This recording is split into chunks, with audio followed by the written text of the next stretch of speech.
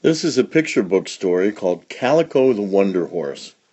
It's almost as long as a chapter book.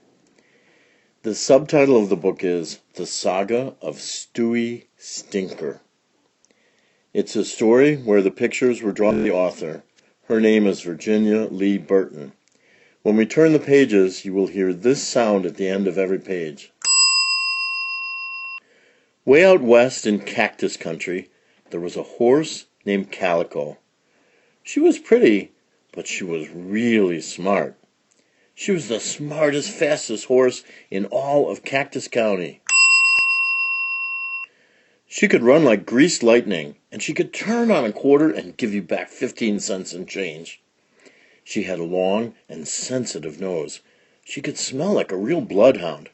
Her nose was so keen she could track a bee through a blizzard. She belonged to a cowboy whose name was Hank. Hank had saved her from the wolves when she was just a baby colt, and Calico never forgot. She would go to the end of the trail for Hank. They had a language all their own and understood each other perfectly. Everybody was happy and contented in Cactus County. There were no locks, there were no jails, and there were no fences. Twice a year they had a roundup, one in the spring and one in the fall. In the spring, the cowboys rounded up all the cattle, separated them, and branded the new little calves. Hank was top cowpuncher, and Calico, she was top cow pony. Across the Cactus River were the Badlands, good only for hideouts for bad men and women. Once a month, the stagecoach, driven by Die-Hard Dan, came over the narrow mountain pass, down the hairpin turns, and forded the river to bring visitors and news from the outside world to the people of Cactus County. One day, Die-Hard Dan brought some bad news. He had seen Stewie Stinker and his gang of bad men. Butch Bones, Snake-Eye Pison, Buzzard Bates, and Little Skunk Skeeter in the Badlands. Stewie Stinker was said to be so mean he would hold up Santa Claus on Christmas Eve if he had a chance. He rode a horse whose name was Mud. They looked down on Cactus County, where there were no fences, no locks, and no jail, not even a deputy sheriff. They saw the nice, fat cattle grazing peacefully on the open range. "Aha!" said Stewie Stinker as he curled his long black mustache. "Aha!" said he. "Nice pickings." Butch Bones was Stewie Stinker's right-hand man. Butch Bones boasted that he was so tough he would bite a live grizzly bear's nose. Snake-Eye Pison was Stewie Stinker's left-hand man. He was so crooked, they said, that if he swallowed nails, he'd spit out corkscrews. Buzzard Bates was so bad, even a buzzard wouldn't use him for bait. Little Skunk Skeeter just tagged along because nobody else liked him. Stewie Stinker found a good hideout in a cave halfway up a steep mountain. Only a bloodhound could find them there, and it would take an army to get them out. The first dark night, they crept quietly down from the Badlands. They rustled a bunch of nice fat cattle from the open range. To cover their trail, they drove the cattle into the river and waded upstream before going back to the Badlands. Near their hideout was a box canyon where they hid the stolen cattle. All summer they rustled cattle away from Cactus County. "This is as easy as eating strop candy," said Stewie Stinker, curling both his long black mustaches. Once again, it was roundup time in Cactus County. Time for the fall roundup, when they selected the beef cattle for market. The cowboys rode round and round looking for the cattle. There were few to be found. "It must be Stewie Stinker and his gang of bad men who have rustled our cattle," said Hank. "Die Hard Dan told us he was around." The others agreed and said that he must be caught. They posted a reward and description of Stewie Stinker. One day, when Hank and Calico were reading it, Calico had an idea. She told Hank to wait for her and raced off to the river. She waded up and down the river, sniffing right and left, till she picked up Stewie Stinker's old, cold trail. To disguise herself to look like Stewie Stinker's horse, she rolled over and over in the mud on the riverbank. Only a bloodhound or Calico could have followed Stewie Stinker's trail through the Badlands. Stewie Stinker didn't leave enough tracks to trip an ant. When Calico reached the hideout, she chased Stewie Stinker's horse, Mud, away. Then quietly waited outside till Stewie Stinker came out. He mistook her for Mud, saddled up, and got on. Then the fireworks started. Wah-hee-ya, whoopee-tie-woo! High went Calico, and hard she hit. Calico bounded down the mountainside, leaping from rock to rock like a jackrabbit. Stewie Stinker pulled leather so hard, he got calluses on both his hands. 2 hoops and a holler, and they were over the river. Lightning was slow in comparison to the way they covered the country. All the way back to Hank, who was waiting. Calico stopped short and unloaded Stewie Stinker, who shot through the air like a bullet. He landed in a large patch of cacti. His yells and screams, "Ow, ow, ow, ow, ow," could be heard from one end of Cactus County to the other. Calico picked Stewie Stinker out of the cactus patch. It would take a week to pluck him so he wouldn't look like a porcupine. The people of Cactus County gave Hank and Calico the reward. Hank didn't want to take it, but Calico nodded her head and told him she had another good idea. The idea was to give a big party for all the children in Cactus County, to be held in the schoolhouse on Christmas Eve. Everybody was invited. The next time Die Hard Dan came over the mountain pass, Hank went back with him to buy the presents. As there was no jail in Cactus County, Stewie Stinker was put down in the cellar of the schoolhouse, with Wishbone Bill to guard him. Through the window, Stewie Stinker heard the children talking about the mysterious and precious load that was coming in on the stagecoach. He planned to escape and hold it up. Every night he dug up some dirt and hid it under the bed.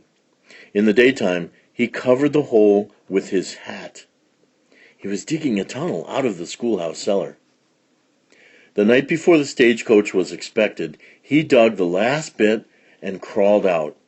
Wishbone Bill didn't see him because he was asleep on his feet. Stewie Stinker stole Wishbone Bill's horse and hit the trail for the Badlands. To fool anyone who followed him, he took to the tall timbers and sent Wishbone Bill's horse on. "Well, tie my legs in a bow knot," said Wishbone Bill when he woke up and found Stewie Stinker gone. He ran to tell the people. A posse set out on Stewie Stinker's trail.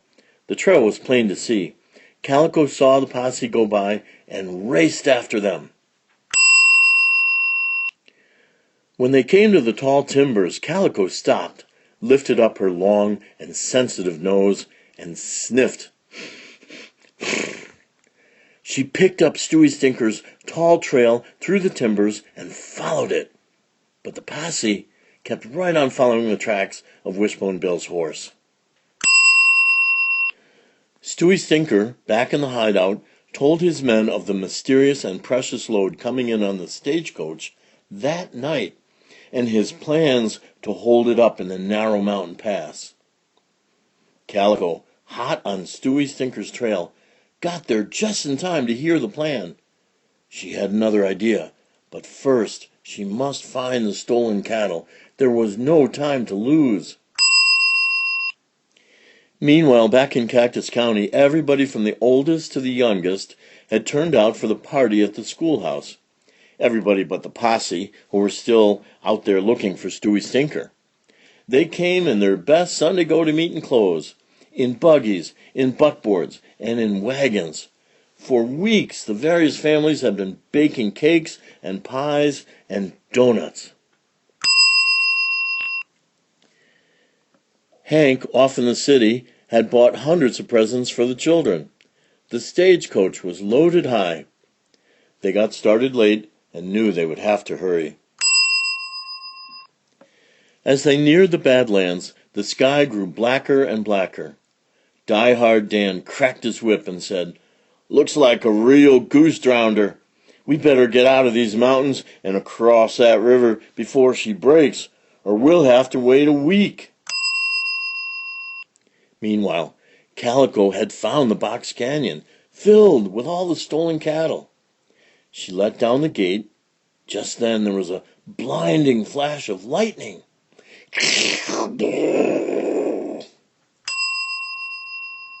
The cattle had been restless before. The lightning was all that was needed to start a stampede. Calico led the way. Stewie Stinker and his gang were waiting at the narrow mountain pass. "Here she comes," said Stewie Stinker.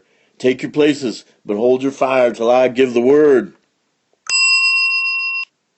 "On your marks, get set, fire! Bing, bang, wing, zing! Off went Hank's hat with a hole in it.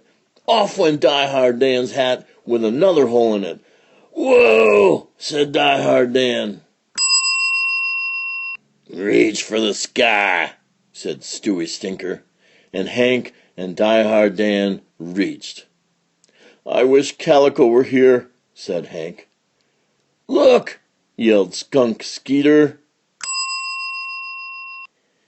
It was Calico at the head of the cattle stampede. "Run for your lives! Quick! Inside the stagecoach, or you'll be trampled to death!" yelled Stewie Stinker. Stewie Stinker grabbed the reins from Die Hard Dan. "Giddy up!" And they were off. "Come on, Calico!" called Hank. As Calico drew near, Hank leaped from the stagecoach right onto her back. Stewie Stinker drove the stagecoach down the narrow mountain road at a breakneck speed. Hank and Calico were fast behind, and the stampede thundering after them. Inside the stagecoach, Snake-Eyed Paisan said, "Woo-hoo! That was so close to shave I nearly lost my whiskers." Faster and faster they went. The bad men inside the stagecoach were being shaken around like dry peas in a pod.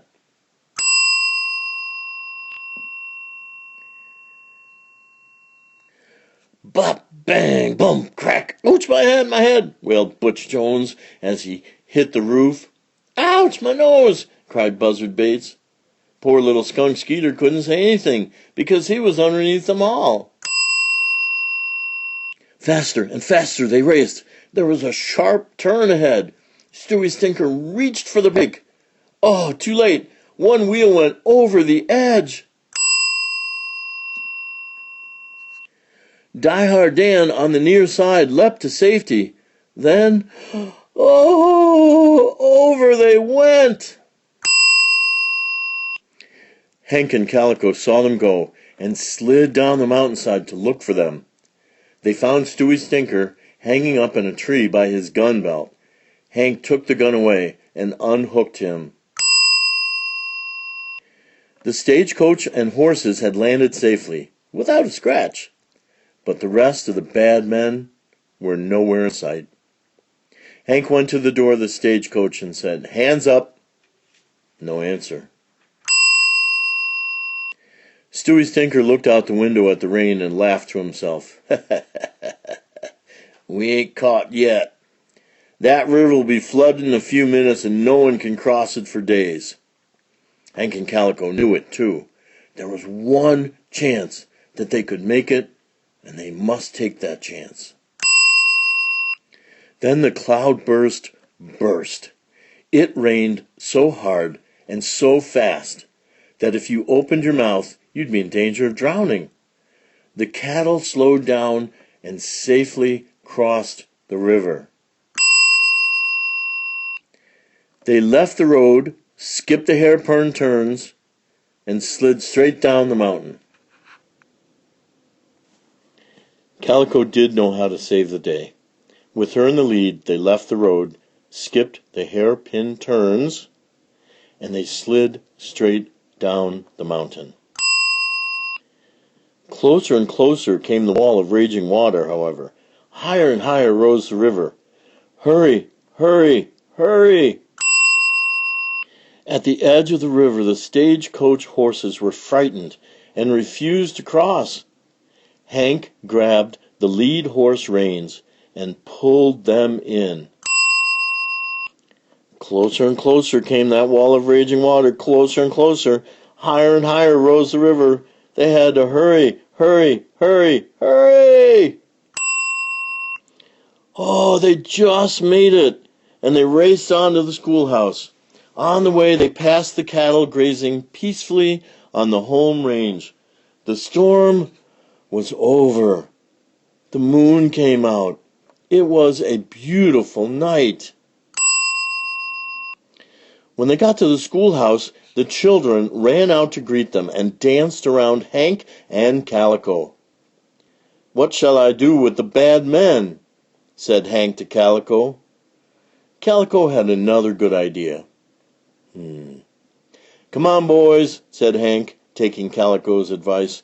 "This is Christmas Eve. Everybody is invited to the party. You too." The bad men were bashful. Hank loaded them up with presents, and the children pulled them inside. All but Stewie Stinker. He sneaked out the other door of the stagecoach and peeked in the window. He saw what the mysterious and precious load was. He felt very sad. So he sat down and he cried.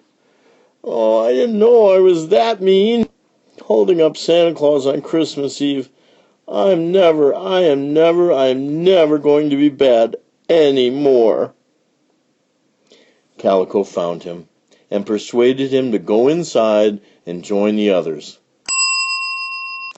Inside, Stewie Stinker saw Buzzard Bates get hit on the nose by a jack-in-the-box and laughed and laughed. Butch Bones was pretending he was a grizzly bear and let the children ride on his back. Snake-Eyed Pison was playing dolls, and Skunk Skeeter was having the time of his life because everybody liked him. Young Wishbone Bill asked Stewie Stinker to play trains with him, and soon they were all having a good time. When the posse got back and found Stewie Stinker and his bad men playing with toys on the floor with the children, they could hardly believe their eyes. Everybody had such a good time at that party that it lasted until New Year's Day. And then the bad men promised to be good. Hank was elected sheriff of Cactus County, and Calico was made his deputy sheriff. They all shook hands, and once again everybody was happy and contented in Cactus County. The end.